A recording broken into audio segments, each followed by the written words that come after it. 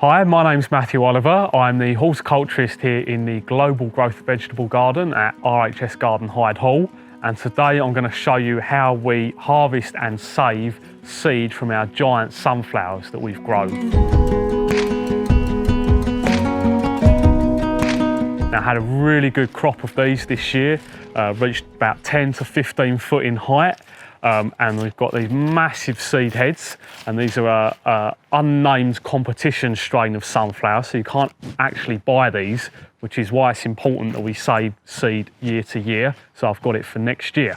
These heads were cut yesterday, and we need to get the seed off of the flower head so that it doesn't start to rot and go mouldy. You can see a few patches starting to come in here. So we need to get this seed off the head, get some air movement around them so that they dry out properly and we can store them ready for sowing perhaps next April or May time. It's quite an easy job to do. All we need to do is brush off all the old flower heads, because each individual seed comes from a separate flower. So this is actually made up of thousands of different individual flowers to make one huge flower head.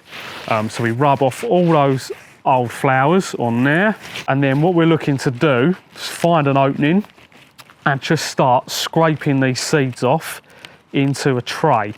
So it could be a bit of a long, fiddly job, but once you've got started, they should flake away nice and easily,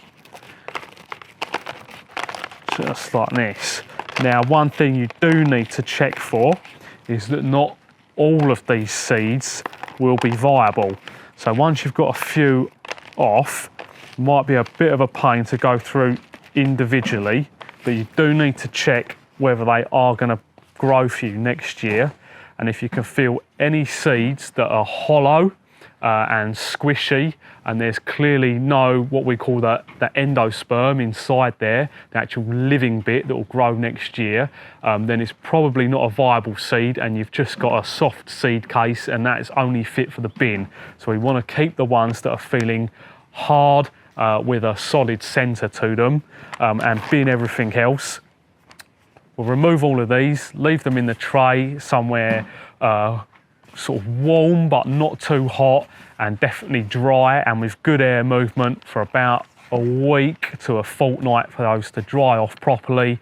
Then we'll keep them in a paper envelope or perhaps a small plastic bag, somewhere that's going to keep them dry, and then ideally they can go in the fridge, but you can store them somewhere cool and dry and out of direct sunlight with constant temperature, and they should remain viable, ready for you to grow next season.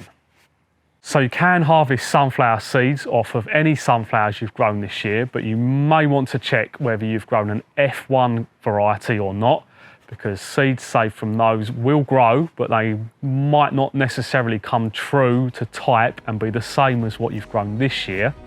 And when you do save them, you want to sow them from the end of April to the end of May next year for flowering next summer.